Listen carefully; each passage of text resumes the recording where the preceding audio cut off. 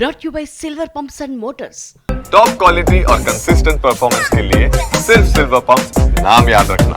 ఇంకెక్కడ సినిమా గురు చేయాలని చాలా ప్రయత్నించాను కానీ అస్సలు కుదరలేదు. ఆ టైం ఇప్పుడు నా దగ్గర ఖాళీగానే ఉందని అంటున్నారు సల్మాన్ ఖాన్. ఇంతకీ సల్మాన్ ఏ మూవీ గురించి చెప్పారు, దేనికోసం ట్రై చేశారు, ఎందుకు కుదరలేదు, డీటెయిల్గా చూసేద్దాం పదండి.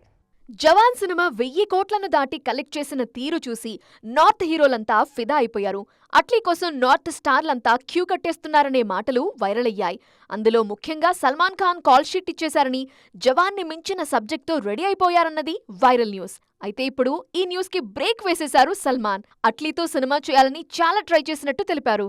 అయినా సాధ్యపడనట్టు డిక్లేర్ చేశారు. రీజన్ ఏంటని ఆరా తీస్తే బడ్జెట్ ఇష్యూ అని ఓపెన్గానే చెప్పేశారు భాయ్.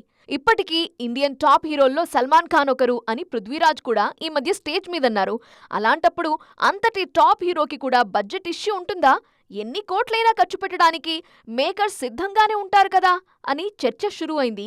కాకపోతే సల్మాన్కి కొన్నాళ్లుగా సరైన హిట్ లేదు కాబట్టి పెట్టుబడి పెట్టడానికి వెనకడుగు వేస్తున్నారేమో అనే వెర్షన్ కూడా వినిపిస్తోంది. సౌత్ సినిమాలతో అడపాదడపా టచ్లో ఉండడానికి ఇష్టపడుతుంటారు సల్మాన్. ఇప్పుడు తమిళ దర్శకుడు మురుగదాస్తో సికిందర్లో నటిస్తున్నారు.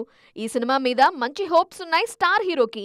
హిట్ పక్కా అనే కాన్ఫిడెన్స్ కనిపిస్తోంది యూనిట్లో.